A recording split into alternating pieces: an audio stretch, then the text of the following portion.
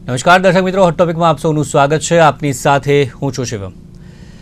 દર્શક મિત્રો, હોટ ટોપિકમાં આજે ખાસ વાત કરીશું વિભાજન વિભીષિકા દિવસ અને સાથે જ જે અખંડ ભારત સંકલ્પ દિવસ.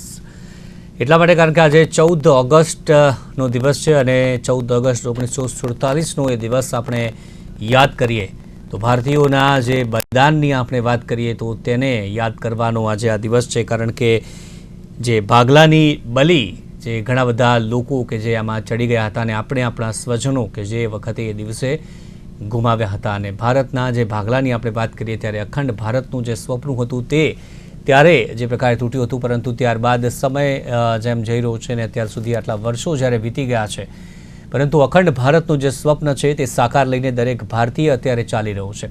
અને એ જ સંકલ્પનો દિવસ એટલે આજનો દિવસ. અને ખાસ કરીને જે અખંડ ભારતની આપણે વાત કરીએ તો જે વર્તમાન પાકિસ્તાન છે, આપણે અફઘાનિસ્તાનની વાત કરીએ, જે પશ્ચિમ જે બાંગ્લાદેશની ખાસ કરીને વાત કરીએ, કે મ્યાનમારની વાત કરીએ, ભૂટાનની આપણે વાત કરીએ, શ્રીલંકાની વાત કરીએ, થાઈલેન્ડ, મલેશિયા, ઇન્ડોનેશિયા, આ એક અખંડ ભારત હતું. અને જ્યારે આ તમામની સાથે આપણે કલ્પીએ, ભારતનો નકશો જ્યારે કલ્પીએ તો એક ગર્વની અનુભૂતિ થાય. પરંતુ ત્યારબાદ સમયાંતરે શું થયું એ આપણે ઇતિહાસ આપણે સૌ કોઈ જાણીએ છીએ. પરંતુ જે ખાસ બીજો એક જે દિવસ જે ઉજવીએ છીએ આપણે, જે વિભાજન વિભીષિકા દિવસ, કે જે આજે જે ભારત દેશના ભાગલા પડ્યા હતા અને ભારત અને પાકિસ્તાન એમ બે દેશો કે જે અલગ પડ્યા હતા. અને ત્યારે જે સ્થિતિ સર્જાઈ હતી, કારણ કે હમણાં જ મેં જણાવ્યું જેમ કે લાખો લોકો આની જે પ્રકારે બલી ચડ્યા હતા, ભાગલાની બલી કે જે ચડ્યા હતા, ત્યારે ભારતીયોના સંઘર્ષ અને બલિદાનને યાદ કરવાનો આજે આ દિવસ છે. અને માનવ ઇતિહાસની ખાસ કરીને વાત કરીએ તો સૌથી મોટું આ વિસ્થાપન હતું. અને તેમાં જે સ્થિતિઓ ખાસ કરીને સર્જાઈ હતી, ટ્રેનમાંથી જે ભરીને આપણે વાત કરીએ તો એ દ્રશ્યો આપણે ક્યાંક ને ક્યાંક ન અત્યારે વિચારી શકીએ એવા દ્રશ્યો આપણે ફિલ્મોમાં પણ ઘણી બધી વખત જોયું છે. પરંતુ એ વખતનો સમય કેવો હશે તે કલ્પના બહારનો એ જે સમય હતો. અને વિભાજનનો જે વિસ્થાપનનો સૌથી મોટો જે ઇતિહાસ, સૌથી મોટો દિવસ, સૌથી મોટું વિસ્થાપન એ દિવસે જે થયું હતું. ત્યારે આ જ મુદ્દે આપણે ચર્ચા કરીશું. સાથે જ અખંડ ભારતની જે વાત કરી ત્યારે અખંડ ભારત માંથી જે અલગ જે દેશો અત્યારે જે સ્વતંત્ર દેશો જે બની ગયા છે તેમની સાથે ભારતના સંબંધો કેવા છે, અત્યારે હાલ ભારત અને પાકિસ્તાન વચ્ચેની જે એક પ્રકારની સ્થિતિ છે તેની ખાસ કરીને આપણે વાત કરીશું. અને આ તમામ ચર્ચા કરવા માટે મારી સાથે જોડાઈ ગયા છે બે મહેમાન. Retired captain Jaydev Joshi sir આપણી સાથે જોડાયા છે, રક્ષા વિશેષજ્ઞ. સ્વાગત છે આપનું સર. અને તેમની સાથે છે સંઘ સમર્થક દેવેન્દ્રભાઈ સોલંકી. સ્વાગત છે આપનું. સૌથી પહેલાં તો જયદેવજી આપણાથી શરૂઆત કરીએ. વિભાજન વિભીષિકા, ભારત અને પાકિસ્તાન, આ બે દેશો 1947 14 ઓગસ્ટનો એ દિવસ. અને અત્યારે જ્યારે યાદ કરીએ, ઘણી બધી ફિલ્મોમાં આપણે જોયું છે, પરંતુ એ વખતનો સમય જેણે જોયું હશે, એ દ્રશ્યો જેણે જોયા હશે, કેવો સમય હશે. અને એ દિવસની ઉજવણી વિભાજન વિભીષિકા દિવસ તરીકે માનવ ઇતિહાસનું જો સૌથી મોટું વિસ્થાપન આ દિવસે થયું છે અને એને આજે યાદ કરીએ છીએ 14મી ઓગસ્ટે. આપણે શું કહેશો? સૌથી પહેલાં આપની પ્રતિક્રિયા. જી નમસ્કાર અને ભારત માતા કી જય. આજના દિવસે જ્યારે આપણે એક પૂર્વ સંધ્યા પર છીએ કે જ્યારે આપણે આપણા સ્વતંત્રતા દિવસની ઉજવણી કરીએ, એ ઉજવણી શબ્દ, એ ઉજવણીનો વિચારની પહેલા એ વિચાર આપણને થવો જોઈએ કે એ આપણા ભારત માતા જે ગુલામીની બેડીઓમાં કેદ હતા અને નેરેટિવ એવું સેટ કરવામાં આવ્યું હોય અંગ્રેજો કે પછી તત્કાલીન લોકો કે જેમણે ખૂબ જ જલ્દી એમ જ હવામાંથી જ ઉઠાવીને દેવાઈ ગયેલી તારીખ 15 ઓગસ્ટને સ્વીકારી લીધો.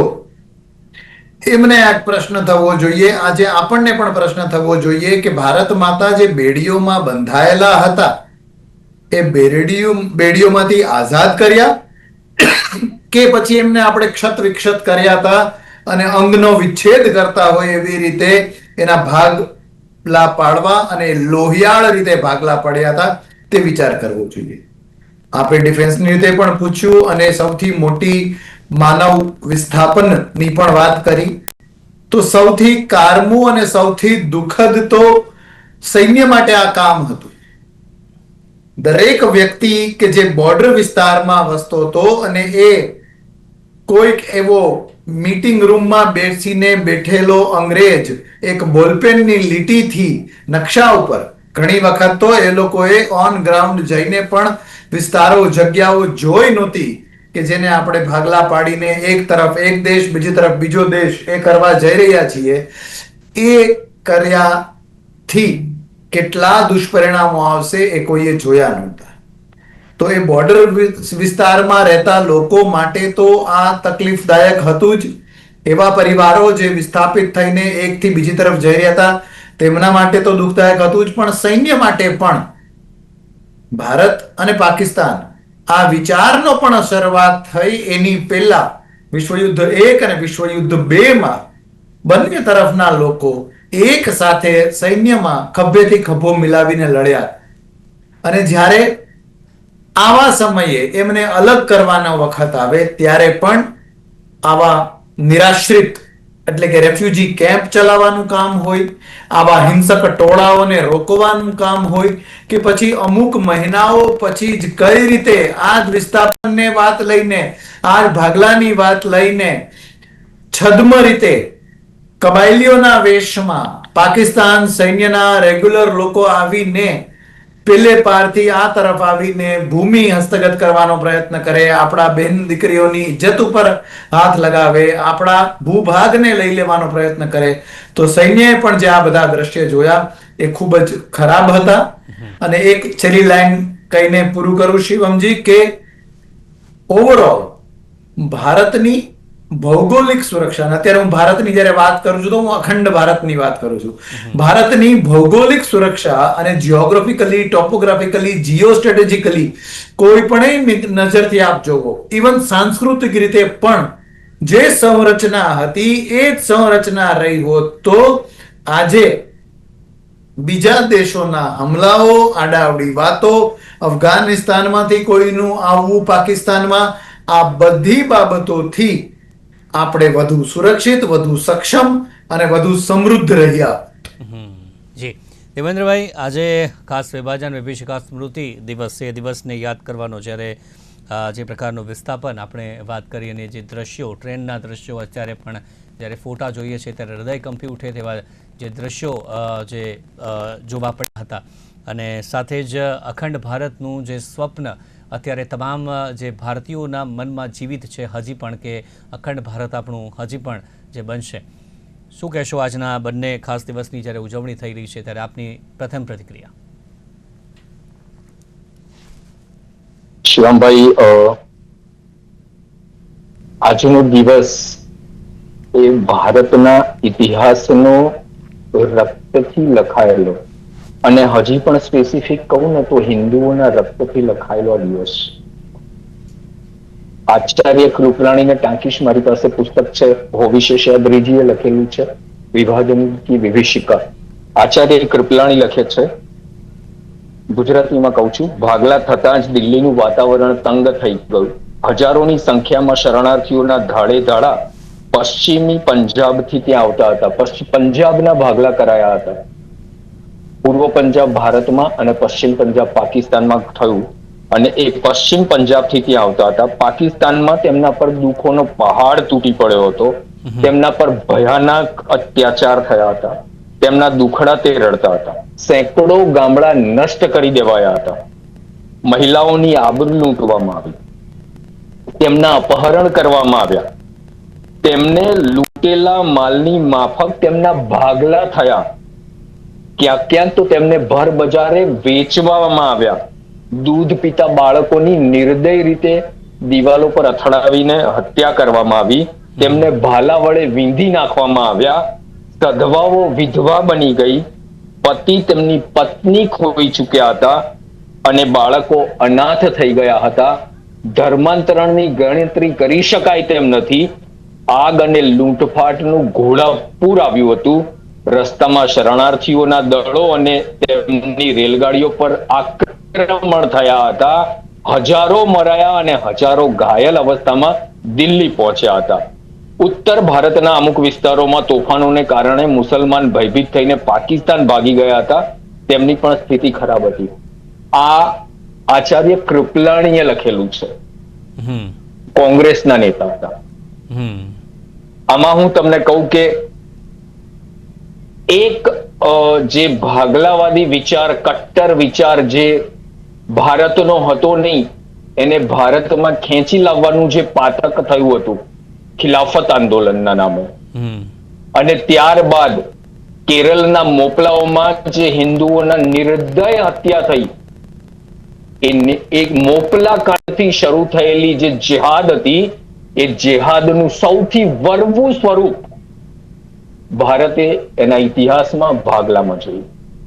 ત્યારે ગાંધીજી એવું કહેતા હતા કે શાંતિથી આવવું જોઈએ, અહિંસાનું પાલન કરવું જોઈએ, પોતાનો પ્રાણ ત્યાગીને પણ પાલન કરવું જોઈએ.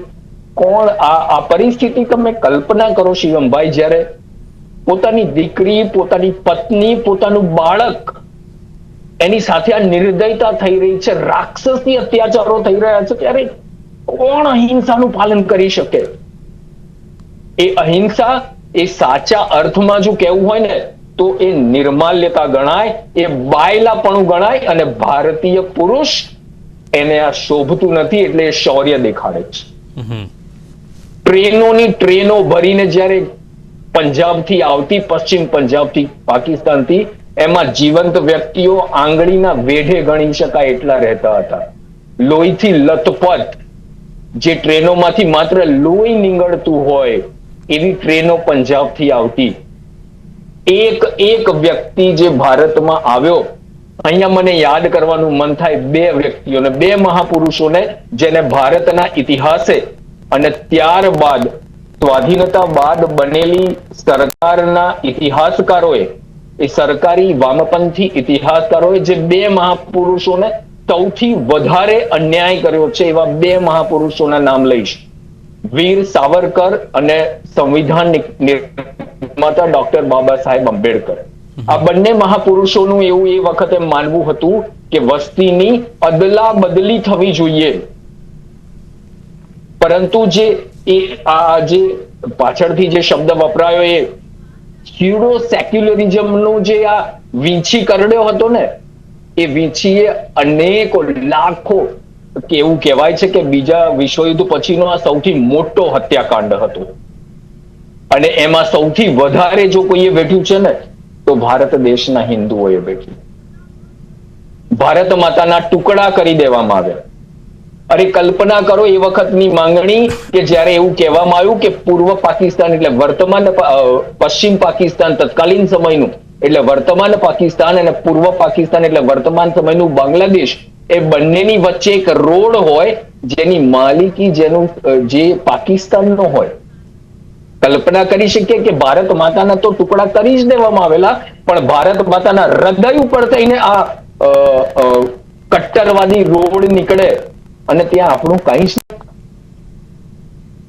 ત્યાંથી જે લોકો આવેલા એ લોકોનું આચાર્ય કૃપણાલીએ લખ્યું છે ને, એ કહું તમને. ગાંધીજીએ કહ્યું હતું કે ગાંધીજી અને અન્ય નેતાઓ ઈચ્છતા હતા કે પ્રજાની અદલા બદલી ન થાય, પરંતુ આ નવા તોફાનોને કારણે પંજાબ સરહદ પ્રાંત અને સિંધમાં એની મેળે થાય. નહોતા ઈચ્છતા. શા માટે નહોતા ઈચ્છતા? એવી કેટલી આપણને, મને ક્યારેક ઇતિહાસ તરફ નજર કરીએ ને ત્યારે હું ઘણી વખત એવું વિચાર આવે કે ઇતિહાસ છે ને એ નગ્ન હોય છે ને કપડા ન પહેરાવવા જોઈએ. ઇતિહાસ ગંધ રહિત છે, એને કોઈ દુર્ગંધ કે સુગંધ ન આપવી જોઈએ, પરંતુ ભારતની આ સરકારોએ, પાછળથી આવેલી સરકારોએ એને કપડા પહેરાવવાનું, કથિત રૂપે સેક્યુલરી કપડા પહેરાવવાનું જે કામ કર્યું ને, એના કારણે આજે વર્તમાન ભારતની પેઢીને ખબર નથી કે એ વખતે એમના પૂર્વજો સાથે શું વીત્યું છે. આગળ આવીશ આપની પાસે. અને એ કરુણાંતિકાને આજે યાદ કરવાનો દિવસ છે, અને આજે એ સ્પષ્ટ કરવાનો દિવસ છે કે હવે આ કટ્ટરવાદ જે રહ્યો ને એ જો આગળ વધ્યો, જો ડેમોગ્રાફી બદલાઈ, જ્યાં ડેમોગ્રાફી બદલાઈ હતી ને ત્યાં ભારત માતાના ટુકડા થયા છે. એટલે ડેમોગ્રાફી ઉપર ખૂબ જ અત્યારે ધ્યાન આપવાની જરૂર છે, અને ફરીથી ભારત માતાના ટુકડા ન થાય એ તરફ એ કરુણાંતિકાને યાદ કરીને આપણે સ્પષ્ટ રહેવાની આવશ્યકતા છે. ચોક્કસથી.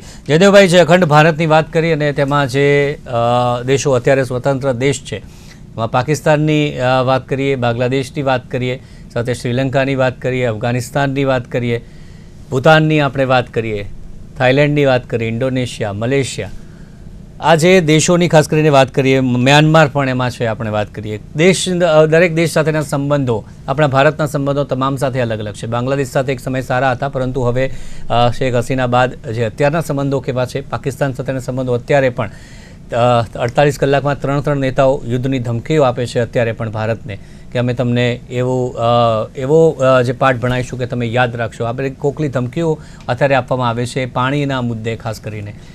અન્ય દેશો સાથેના સંબંધોની આપણે વાત કરીએ તો હાલના સમયમાં કેવી રીતના સંબંધો છે તમામ દેશો સાથે, અખંડ ભારતના જે તમામ દેશો? જી, ખૂબ સરસ સવાલ આપે પૂછ્યો છે શિવમજી.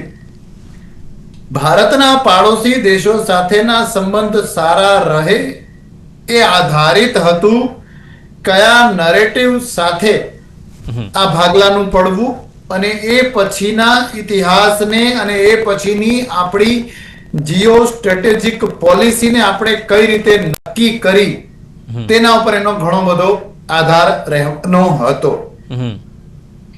એ પાકિસ્તાન કે જેની સાથે આપણે આવી રીતે છૂટા પડ્યા, એની સાથે જ શરૂઆતમાં એક લડાઈ થાય, એ લડાઈને અધવચ્ચે જ આપણે રોકી દઈએ, સંપૂર્ણ જમ્મુ કાશ્મીરને આપણે હસ્તગત ન કરી લઈએ, તો આ ઓલરેડી છાતીમાં ભોંકાયેલા એક શૂળની જેમ આપણને આજે પણ દુઃખ આપી રહ્યું છે અને આજે પણ આપણું રક્ત વહાવી રહ્યું છે.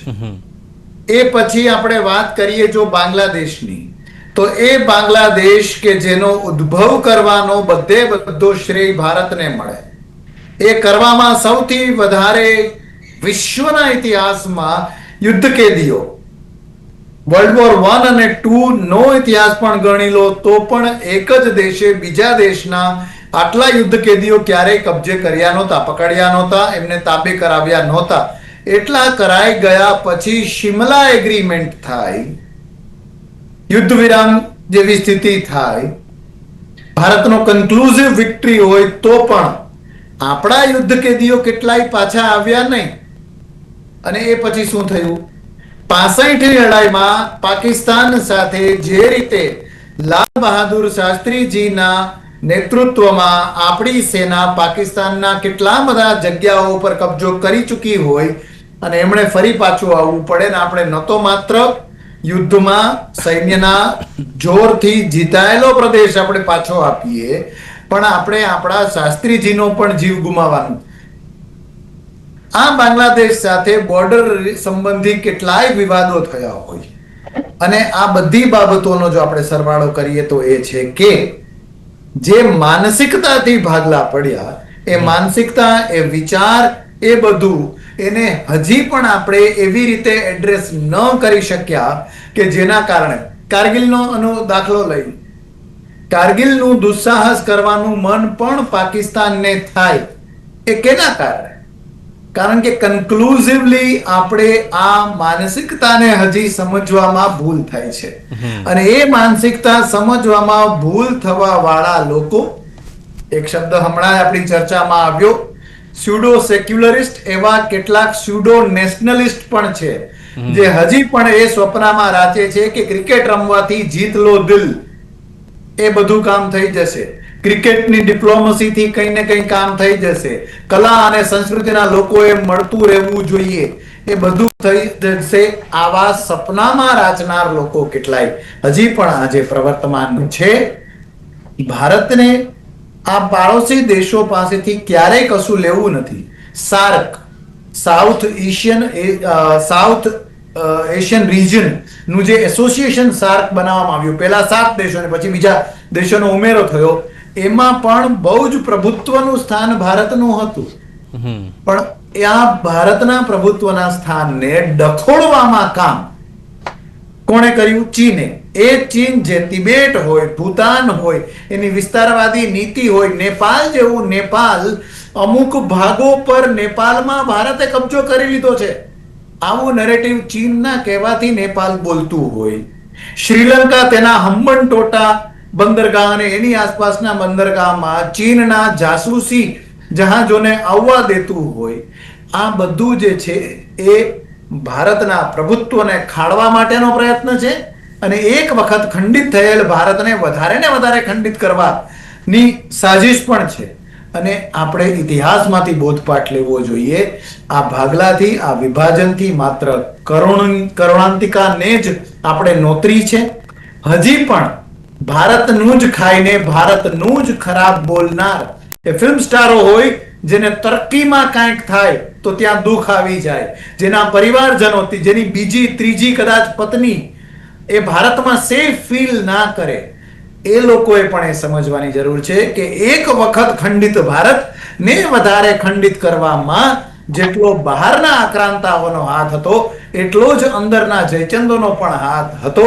એ આપણે સમજવું જોઈએ. અને બહુ જલ્દી એક વાત એ પણ કહી દઉં કે એક્સટર્નલી કદાચ શિવમજી આપણે એટલા વિભાજિત નહીં થયા હોય જેટલા ભાષા, જ્ઞાતિ, જાતિ, એક જ ધર્મમાં એક પંથ બીજા પંથથી આપણે વેગળા થવાની વાત કરીએ, એ આપણી રાષ્ટ્રીય એકતાને ઘટાડે છે. એ બોધપાઠ લેવો જોઈએ. હું કોઈ ચોક્કસ પંથ, એક જ ધર્મના હોય, દાખલા તરીકે શિવમજી આપ અને હું, તો પણ જો આપણે અલગ પંથના હોય તો આપણે અલગ વિચારધારા એ માત્ર આપણી પૂજા પદ્ધતિ સુધી સીમિત હોવી જોઈએ. ભારત માતા માટે કંઈ કરવા માટે એક નાગરિક તરીકેની ફરજમાં કે એક રાષ્ટ્રીય ચરિત્ર ધરાવનાર નાગરિક તરીકેની ફરજમાં આપણે એક જ હોવા જોઈએ. મારી લીટી લાંબી કરવા માટે મારે બીજાની લીટીને ભૂસવાની કે ઓવરટેક કરવાની પણ જરૂર ના હોવી જોઈએ. જી ચોક્કસ. એ જ અમુક બાબતમાં જે દુર્ભાગ્ય ક્યારેક આપણે વાત કરતા હોઈએ છીએ કે આવું ન હોવું જોઈએ, પરંતુ જ્યારે ઓપરેશન સિંદૂરની વાત આવી, જ્યારે હુમલો થયો ને ત્યારે એ જે એકતા જોવા મળી હતી, તેવી એકતા જો દરેક ટાઈમે બની રહે તો અખંડ ભારતનું જે સ્વપ્ન છે, આ જ પ્રમાણની જે માનસિકતા છે તે તમામમાં જોવા મળે. વિચારધારા જો તમામની એક થઈ જાય તો અખંડ ભારતનું સ્વપ્ન લઈને અત્યારે જે જીવી રહ્યા છે તે ક્યાંક ને ક્યાંક સાકાર થાય. એ જ સવાલ દેવેન્દ્રભાઈ આપને, જે અખંડ ભારતનું જે સંકલ્પ દિવસ છે એ પણ આજે ખાસ, અને તેના અંગે પણ અનેક કાર્યક્રમો RSS દ્વારા પણ થતા હોય છે અને બજરંગ દળ દ્વારા પણ આજે ઘણા બધા કાર્યક્રમો તેના જે આયોજન કરવામાં આવ્યા છે. ખાસ આ જે સંકલ્પ છે, અખંડ ભારતનો સંકલ્પ, એ કઈ રીતે સાકાર થાય અને તેવા તમામ દેશવાસીઓ તે કઈ રીતે એમનો જે ફાળો છે તે આપી શકે છે? અખંડ ભારત એ સ્વપ્ન નથી શિવમભાઈ, એ લક્ષ્ય છે. લક્ષ્ય, જી. અને ભારતનું વિભાજન એ નૈસર્ગિક નથી. એટલે નિસર્ગ હંમેશા એની સાથે થયેલી જે કંઈ પણ ક્રૂરતા છે ને એને પોતે જ દૂર કરતી હોય છે. એટલે અખંડ ભારત એ નિસર્ગની આવશ્યકતા પણ છે. ભારતમાંથી જે કંઈ પણ અલગ કરવામાં આવ્યા અને એક અલગ દેશ બન્યા, એ એની સાથે એ નિસર્ગ દત્ત નહોતા. એ એક રાજનીતિ અથવા તત્કાલીન સમયની ભાગલા પાડો અને રાજકરોની રણનીતિ ગણી શકીએ. ભારત સ્વાધીન થયા બાદ જે નીતિ હોવી જોઈએ બધાની સાથેની, એ નીતિ જો ઉચિત રહે તો આપણા સંબંધો, જયદેવભાઈએ બહુ સરસ વાત કરી અહીંયા, એ ચીનની વિસ્તારવાદી નીતિ, પાકિસ્તાનનો જન્મ જ ભારત દ્વેષથી થયેલો છે. એટલે એની પાસેથી મિત્રતાની અપેક્ષા રાખવી, જેનો જન્મ જ દ્વેષથી થયો છે, એ સ્નેહ ન કરી શકે, આ વાસ્તવિકતા આપણે સ્વીકારી રાખવી પડે. પ્રશ્ન અહીંયા બીજો જે આવે કે અખંડ ભારત માટે થઈ અને આપણી નીતિ શું હોય? તો હું ફરીથી ડોક્ટર બાબા સાહેબ આંબેડકરને ટાંકીશ.